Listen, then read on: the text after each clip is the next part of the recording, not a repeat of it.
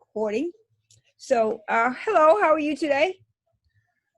Good afternoon, Dr. Rowe. How are you doing? Ah, hanging on every day. Um, we start these normally by me asking you to tell us your name and share anything about yourself you're comfortable with telling us so we can get to know you a little bit better. Okay, that's a broad question. Yes. But I'm Charles Blackmon. I'm originally from Durham, North Carolina. Grew up in the distinguished neighborhood of Oakmont Circle, where I have some dear and lifelong friends. Attended the public schools there in Durham. Went on to matriculate at UNC Chapel Hill. I got my Bachelor of Science degree there. Worked for a couple of years in finance, and then went to and attended law school at North Carolina Central University. Got my JD.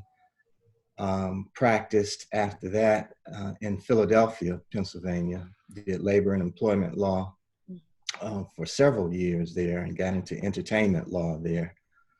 Then moved back to North Carolina to be closer to my parents there in Durham and to start a private practice in Greensboro. And I've been here in Greensboro now for about 26 years, which is hard to believe.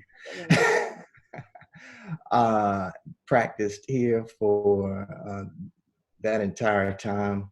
Transitioned recently into some entrepreneurial things. So started a community development corporation and doing affordable housing and workforce development with that. But also still doing a great deal of business consulting and some legal consulting with some of my corporate clients across the country. Well, tell them they need 10. And then I would be remiss, Dr. Rowe, if I did not mention that I'm married with a beautiful daughter, a beautiful wife and beautiful daughter, Mabel, and my wife, and Chloe, my daughter, who is an adult now, young adult now. Absolutely, and don't leave out your mama. Woo! And my well, that's thank you right that. there. Yeah, part of the reason I had to schedule this for this time of day today was I was in Durham earlier. I was on Oakmont Circle this morning, handling some business, and I saw my mother. Yeah. So thank you and your wonderful husband for continuing to look out for her over there. Always will. That's a woman. Very few women in the world like that. She is eloquent as can possibly be. Phenomenal woman. And we also miss Mr. Blackmon. I remember when he used to give Everett those chats. Everett was too young to understand what he was talking about. He would be telling Everett how to live and what the things to do. So we miss him too. Yeah. Okay. Yeah. Well, thank you. Thank you for absolutely. Okay. So I'm going to ask you an awkward question first. What is it like to be a Black man in America?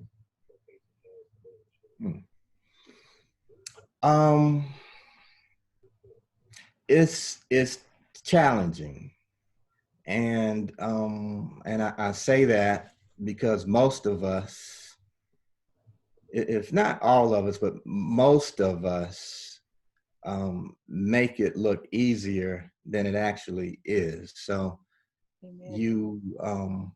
You just learn at a very early age, where it almost becomes innate, how to expect and anticipate reactions from the public in general, and from some folks in particular. You're able to almost, with a Spider-Man, your spidey sense, your innate sense, you're able to pick up situations and environments where you might need to be more aware than you ordinarily might be. But there's not a day, not a minute that goes by when you're out in public that you don't have the cognizant recognition that you are a Black man in America. Amen. Amen. before you became a lawyer, and I don't know if it's happened to you even since then, but before your law degree and all that, had you ever been pulled over or felt unsafe in the presence of law enforcement? I've been pulled over, um, and that's a great question, Ro. I don't know that I felt unsafe, but I knew the protocol, if you will. I knew the yes, sir, no, sir. And again, I don't know if it's from talks that my father had or from watching television or movies, or again, just that acquired sense of survival. But yeah, been stopped for speeding at night coming back from Chapel Hill, and remember the officer approaching the car, and I remember my interaction was yes, sir, no, sir. But I had not yet developed the sense that I should have been more afraid than I was. Mm. I would be more afraid now for our kids, knowing what I know now, getting stopped. But I was just at that time, my naivete uh, didn't allow me to recognize what could have really gone terribly bad at that Right, time. right. But as an adult man now, world travel, well experienced. If you saw blue lights in your back window, would you have that sense of concern at this point in your life, or are you so well versed in how to change yourself so that you can be more docile than, or so they would not see a form of aggression or something? Yeah, so true story. I got pulled in December for speeding, Mhm. late night. And so when I see blue lights now, despite the fact of whatever worldliness I may have acquired, what I know and counsel young people to do about showing your hands, turning on the inside light, no sudden movements. Um, I still get apprehensive because you never know what you're gonna get. Yeah. You know. So, have you seen the video of Mr. Floyd?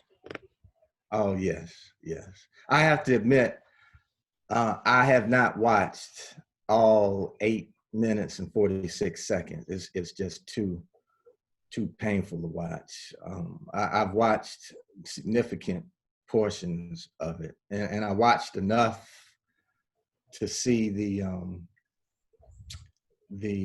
calmness of the officer um, as he slowly killed Mr. Floyd, and I saw and heard the pleas from onlookers, from witnesses, and the officers just completely ignoring them. Some of the officers with the officer that actually was kneeling on Mr. Floyd, but they were pushing the crowd back, ignoring what they were saying, just almost as if pushing back, let us do what we're doing, which is killing the man.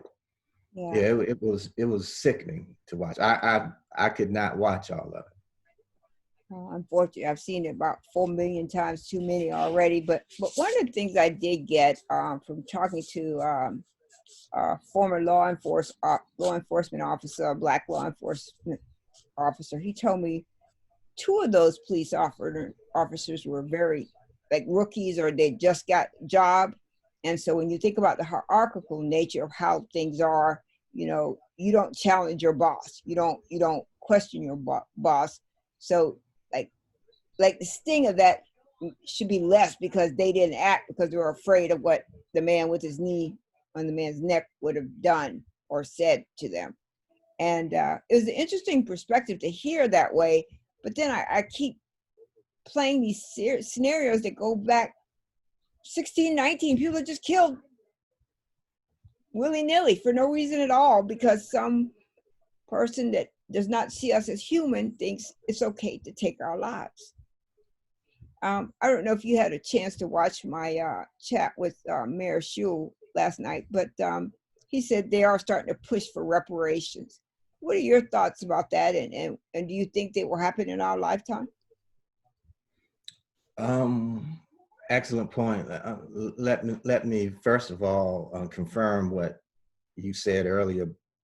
I heard the same thing about the officer that was kneeling on Mr. Floyd was actually training the supervisor for two of the officers there, which is really scary. Right. Um, but I digress. So the question is, do I think reparations will happen in our lifetime?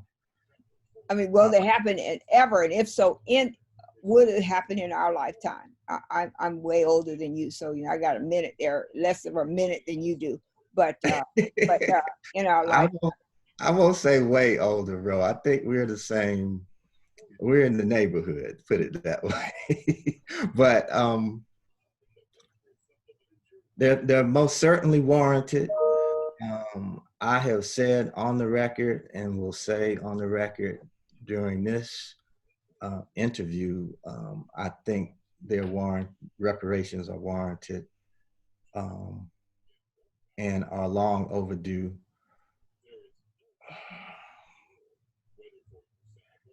I think, given this newfound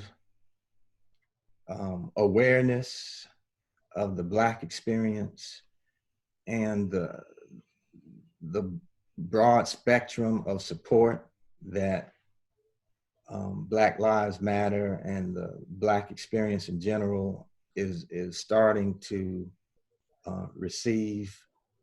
I I think we'll get a hard push for it. I think there will be renewed discussions, renewed debates. I think there will be bills introduced. But I do sense, and this is my age and having gone to school with folks that have differing opinions than you and I might have. I think there will be a significant pushback to any sort of monetary reparations. Um, and I say that because folks that don't look like us oftentimes take the position that it wasn't them. yeah, They did not right. discriminate against us. They did not enslave us. They did not come up with the theory to how to redline um, cities and municipalities, and they didn't come up with the discriminatory lending practices. They didn't come up with the discriminatory hiring practices. They didn't come up with the discriminatory admissions practices to institutions of higher learning.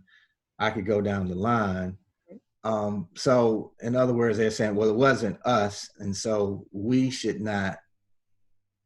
currently, we should not suffer because of what our ancestors put you all through. We're with you now, and therefore, um, we don't think that any sort of monetary reparation should be paid. Now, that would beg the question: well, if not, the 40 acres and the mule, or I think Bob Johnson came up with a formula that was the equivalent of like $300,000 to every African American. So if not that, then what? Because there's obviously a huge disparity in the achievement gap, the wealth. Um, I could go. Again, the list is infinite. So, is there something that might be more creative and more acceptable to the folks that will push back? And to that question, Ro, I think the answer is yes. So you may see more aggressive, they don't like the term affirmative action, but something like that, the equivalent of affirmative action, um, you may see additional monies poured into minority-owned businesses. So SBA may have some enhanced services for businesses that can demonstrate that they are African American owned or owned by persons of color. You might again see enhanced admissions practices to institutions of higher learning, and you may see more monies poured into historically Black colleges and universities. If And they then can survive COVID, if they can survive if what, they can survive, yeah, if they can survive that, and that's a whole other discussion, how COVID is having a impact on our communities or people that look like us, more so than majority communities. But long story short, I think that you will see, and I think you will have broad support for programs that could help us. But reparations in the traditional sense that I think of, which is, and which I think all of us would appreciate, would be a cash payment. right? I don't think that would happen, in my opinion. Yeah, I think I agree with you. I tell people all the time I'm optimistic and pessimistic in the exact same minute. So I'm vacillating Right, between one or the other at the exact same time. So right. I want to ask you something. I don't think you have been to one of our Balsa dinners. And for those of you who don't know what Balsa is, Black Law Students Associations. And I don't know if they had that at Central. I know it's a national organization, but at Duke, we have had, you know, Skip and I, we have had several of these Balsa dinners, and we bring everybody, you know, regardless of their race, color, gender, whatever it is, together as a party here at our homes, so that the Black students that are and brown students that are at Duke don't feel so isolated into a school where they are such a small number. And the thought of going to a professor, specifically a white professor, and saying, I didn't understand when you explained X, and that being looked at, they were, well, we didn't think you should be here in the first place. So, you know, it's that. I mean, what do you think is the future of Black lawyers in America, especially young Black men lawyers, but any Black person or brown person that's a lawyer? What do you think about that? BOSS is a strong organization. Let me say that out the gate. And we did have a BOSSA chapter. I think it's still functional at Central. But of course, I think it's more necessary at schools like yours at Duke. And I know the chapter over at Chapel Hill was very active when I was in school too.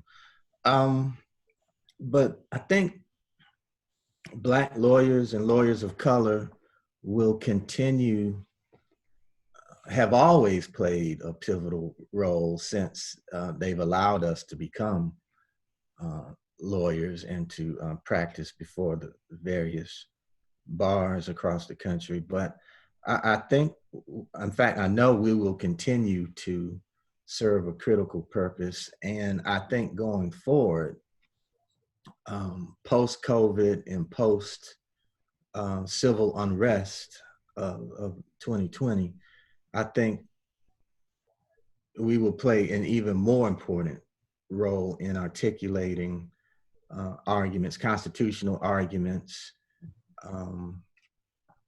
the whole police reform discussion, the reparations debate, um, small businesses and how to legally justify why these businesses should receive enhanced resources more so than businesses that may not be minority owned. So, and not to mention the selective enforcement of various, there's going to be a pushback, a retaliation, if you will, Roe, and with all of this civil unrest. And I think we're going to see some disproportionate enforcement activities against Black folks or people of color, particularly young Black folks, folks who have been protesting. And you're going to need representation for those individuals to protect their rights. If they're protesting, rightfully protesting, peacefully protesting, and being arrested and charged with trespassing or disturbing the peace or violating some civil mandate, you're going to need representation. They're going to need representation. And oftentimes, lawyers that look like you and I are the ones that step up because we can empathize and sympathize with what they're dealing with. And I think are in the best position. Because I mean, a white lawyer or a non-Black attorney could represent them, but possibly not with the same amount of empathy and zealousness that you or I might represent them, or folks that look like you and I. Exactly. I mean, I started at Duke in 2008, and since 2008, pre-COVID, every 3 or 4 times a year, we have all the Black students. We bring every judge, every person we know. Kenny Lewis came and talked to them one time. We've gone to great expense to make sure that they don't feel alone, because the majority of them are not from North Carolina. They're from whole parts of the world, and they're not going to stay in North Carolina. And one of the things that I see over and over and again is how isolated they feel in predominantly white institutions, even though they were smart enough to get in, because getting into Duke is not easy. You're Duke, you know, if the top is 180, you 178 to get into Duke, you know, you're just right there for the LSAC score, you know. So I think that LSAT, I'm sorry, but I still think that they need role models that look like them to help them navigate that. And we don't have a tremendous number of Black faculty at Duke Law. And so what we have done, and I say specifically my husband, because I mean, like, I'm an introvert, so they come, I cook the food, and then I go away, you know, because, okay, there's too many people in my house, I need to go to my room. But you know, they're able to be with each other in a safe space, right? So they're able to be and talk about whatever it is they want to talk about in a safe space. But Skip kind of gives them that fatherly advice, or, you know, that kind of thing that kind of can help them. And one of our students, he had gone out in Durham drinking, or with his friends, 3 or 4 of his other Balsa colleagues, and another student, a white student at the same university, threatened to kill them, all 3 of them. And you know, like, and so you probably remember this. I don't know if you do or not, but I go to bed pretty early. Usually by 6:30, 7 o'clock, I'm out. Gone, just out. You know, so the phone rings. You know, some ungodly hour. You know, when your phone rings that time of night, somebody's dead, right? That's Right. what it means. And it's one of these students, and he says, "This guy just threatened to kill me. What do I do?" Okay, let me wake up first. I got to get myself together. So, you know, I told him, said, I'll reach out to Judge Beckton, see if I can get him on the line, because Judge Webster, like me, he sleep by 7 or 8 o'clock too. So, you know, I knew I wasn't going to get him. So I reached out to Beckton and one of the Black faculty at the law school. And, you know, if you listen to this, you'll hear it. He tells a story there of what the law school did to remediate this. And it wasn't very much in his mind. And so when you have that, you are a peer with a white person. Does it, I don't want to say automatic, but is there some sense that the white lawyer is more superior to the Black lawyer? That's a good question. And you mentioned two outstanding judges as you were presenting that question, Webster on the federal bench, and former appeals court judge Beckton, who was, I think Beckton was interim chancellor at UCC for a minute too. So and that's Central, yeah, both. Yeah, NCCU. So yeah, that's good.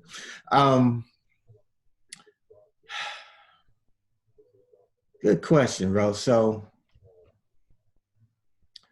I don't think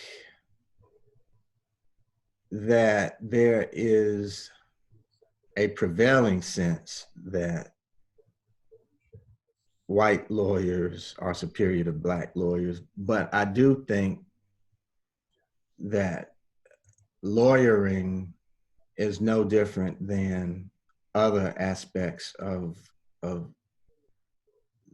the quote unquote racial contract where um, we've got to, as black lawyers, you have to establish that you know what you're talking about. So I think you are correct that until it's proven that a black lawyer, that he or she has a minimum level of competency. Once you walk in the courtroom, you open your briefcase, you open your mouth, you make your first statement, and that statement is correct. All right, you've correctly cited, say the standard of proof for Right. that particular argument, and then correctly state that that court has proper jurisdiction, and then you correctly state the elements of the case that you are either presenting or defending. And so I think in a white jurist's mind, if the black lawyer has done those things and they've prepared and they see the lawyer's background, if he or she's with a particular firm, which is another thing that I'll get into at the end of this.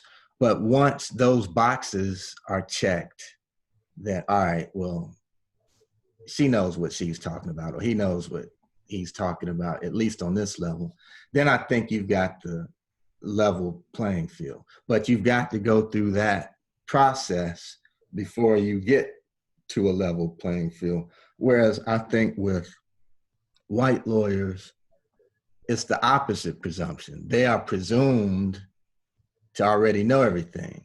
And if they start their argument and they get the statement of facts wrong, or they don't present a standing, proper standing or proper jurisdiction from the court, and those boxes aren't checked, the judge then has to push them down. So it's the opposite effect. They have to mess up in order for the judge to think poorly of them. And we've got to prove to the judge that we are worthy to be in there.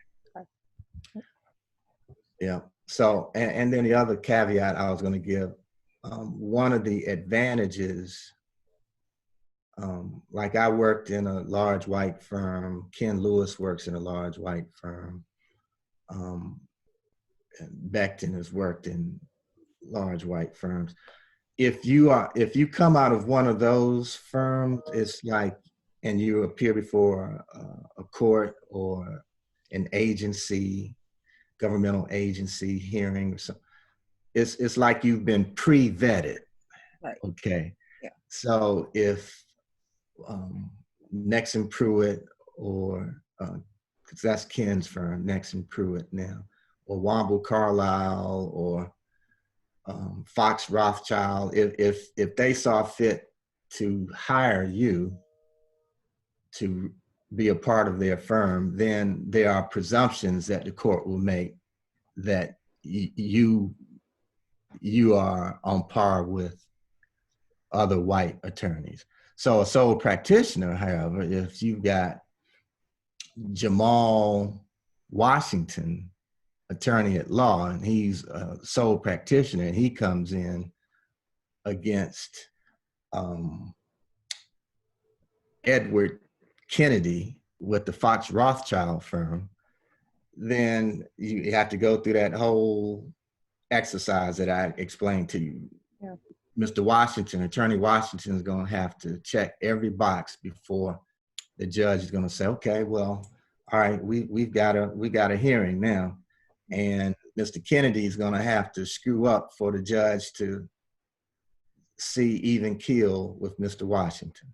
Absolutely. And I don't know if you read Brian Stevenson's book, but he does. He says exactly that. You know, like Yeah. he came out, he wanted to do this, but it was constantly proving himself over and over and over Oh, again. You know, and a lot of the young Black law students, you know, regardless of where they went to school, are in that same space. One proving I belong to this firm, and you're not just having me in here doing busy work, you know, for 40 hours a day, you know, that you're just not just trying to suck all the life out of me so I can eventually get to the place where I have status, you know. So, you know, that's why I really believe so strongly. I think it was a blessing from God that I went to Duke Law, because every class of Balsa have been to our house, know us, know everybody around us. You know, Lisa Morgan has come, you know, I mean, she brought students from Central, we had students from Carolina, and they all get together with this group of people who are well versed in law and practice. And I go back to the point that they need that. They need a mentor, a safe space that can help them get from I'm a law student to I'm a lawyer. So they could pass the bar. They're smart as all get out. So it's not like you're talking about somebody who's just, you know, shuffling along. These are really brilliant young Black minds that are trying to find their way. But a lot of times in a traditional institution, predominantly white institution, you're not, well, let me just say it for me. I won't suppose this for anybody else, but it's dangerous to appear not to be smart or that you know what you know, because you know you're there because you're a tokenism, or you're there because of some federal mandate this institution had to have to deal with this, so that's how you got there. And that's how I see myself where I am, and I've seen myself in almost every job I've ever had in that way, that it was never that I was smart enough or qualified enough. It's just I checked the box for somebody, so there we go, let's hire her, you know. So yeah, exactly. I think for young Black lawyers, they really do need people like you and Kenny and all the others, you know, to kind of help, you know, kind of guide them and shepherd them along. Because although, you know, if you get a JD from Duke, you're almost guaranteed you're going to get a job. But you're going into a firm that probably has 200 or 300 lawyers, you're at the bottom. That's right.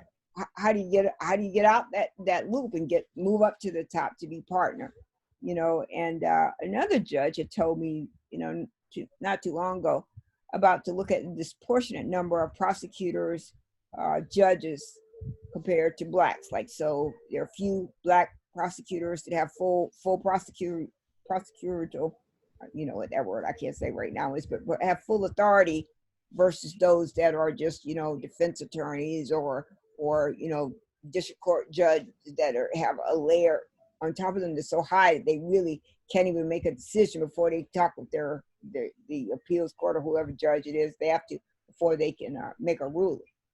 Right. You're right. You're absolutely right. Yeah. Um, and the way a lot of attorneys of color are able to kind of break through the ceiling, Dr. Rowe, is through having mentors who don't look like us, or having developing a network Yeah. of folks that will help, that recognize something in us and will help pull us through. Yeah.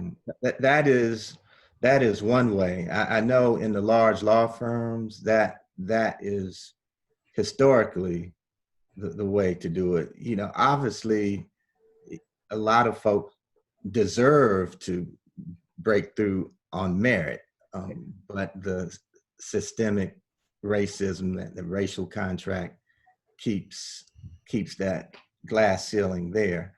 But if you've got white folks, or I'll say non-Black folks, that are willing to mentor a young Black professional and pull him or her up through the ceiling, I think that has been historically a way that it's been done. I think I that's think right. about Vernon Jordan and his book, and Vernon reached the highest of the highs in corporate America, and with the firm that he was with, Aiken Gump.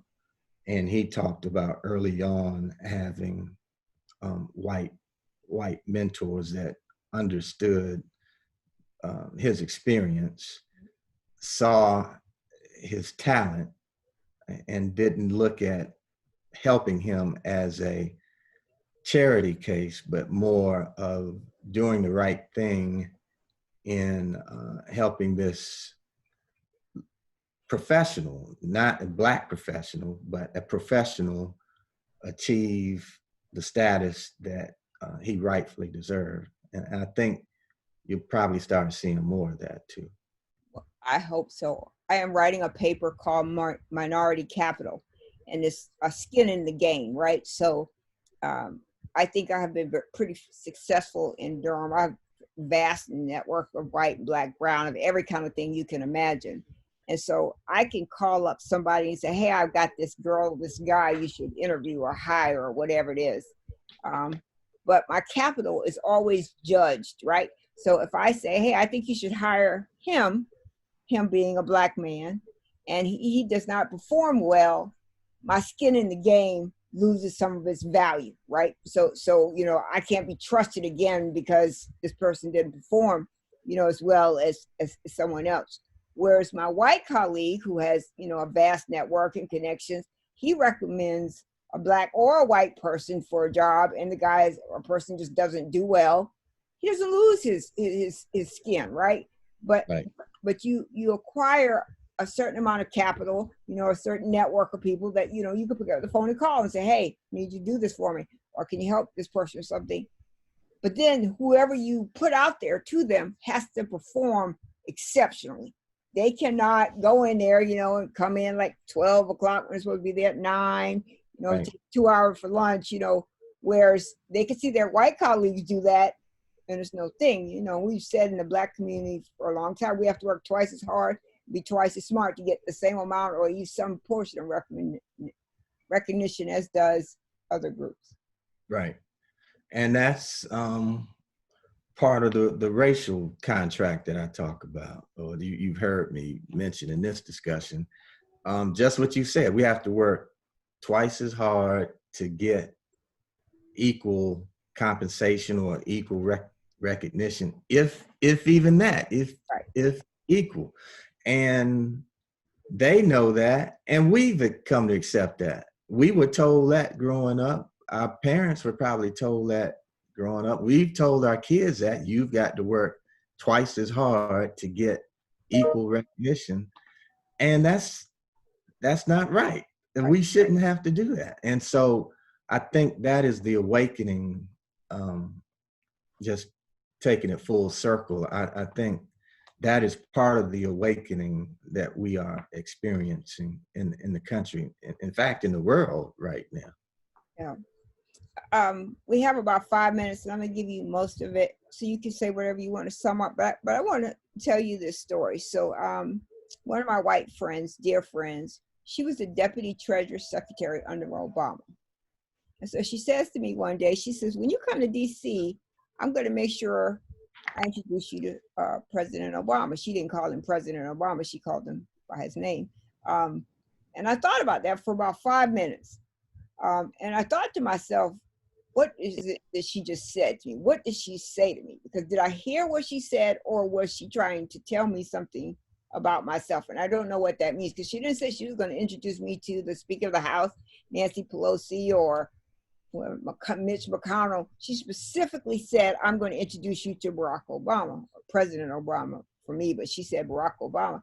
And I was sitting there thinking to myself, what did she just say to me? Do I know what she said to me? And that's that thing that this coded language that you're always trying to interpret what it means, So it's not just simply like if you say, Rochelle, I want you to come over to my house and meet a couple of my friends, I wouldn't think anything about that. But when someone white says that to me, I don't know what it means. I don't know exactly what it is they're saying to me, if that makes sense. You have that experience? I have that. I have had that experience, and what you're describing is something that we as professionals have to deal with. You, Rochelle Newton Brown, Dr. Rochelle Newton Brown, have been vetted and are considered um, an appropriate Black to visit their homes, to introduce to people of influence, to introduce as a colleague.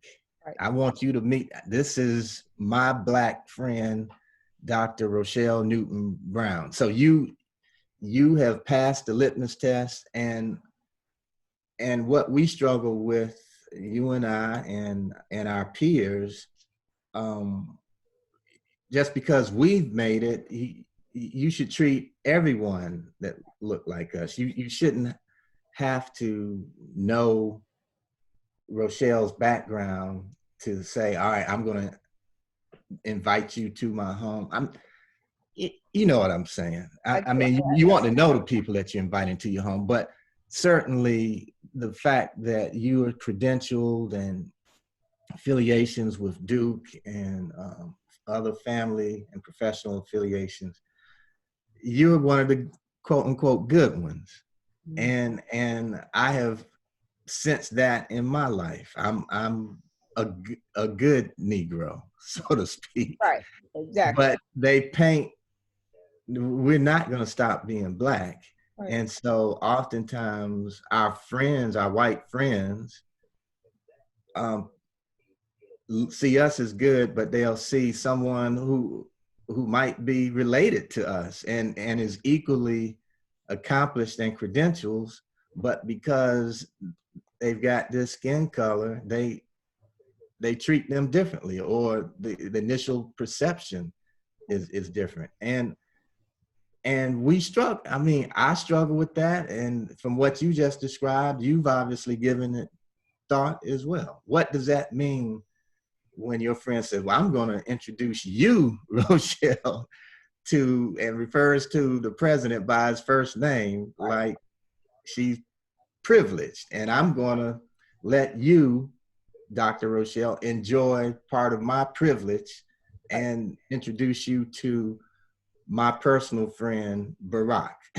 Right. Oh, Right. you mean President Yeah. Right. Obama? Yeah. Yeah, Barack, Barry. Yeah. Right. Right. Yeah, I'm going to introduce you, Right. Barry. I deem you worthy, sister girl, now to meet my personal friend, Barack. So um, that that is something as Black professionals, I think we struggle with, Ro, is reconciling the satisfaction of knowing that we have personally and professionally achieved to the point where we're recognized on that level, but at the same time, you want recognition of our people as well, and that reconciliation can be troubling sometimes.